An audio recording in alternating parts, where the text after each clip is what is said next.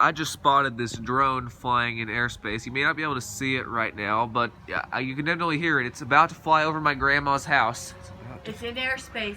For the airport. It's in airspace for the Santa Maria Airport, and it's circling around our house currently, and it's right overhead me.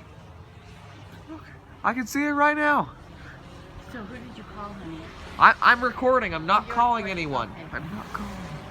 But there it is. It's hovering right above me. I'm afraid it's gonna nuke me. It's gonna nuke me. I don't think it's gonna nuke you, but Oh. it shouldn't be there. Yeah, and I have to cover the sun. Okay, And- but I'm gonna go in and call. All right, and hopefully this is an entertaining video for you guys. Hopefully this isn't. It's coming from one of those houses down there. And yep, that's my car right there. And I don't know if I see it stopping anytime soon. Look, it's getting lower, but I don't think that's the house it came from.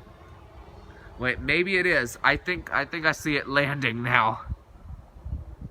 Looks like it has landed. So yeah, that was just a glimpse of a drone flying in airspace over my grandma's neighborhood. Airspace for the Santa Maria Airport. Yeah, I'll see you guys next time.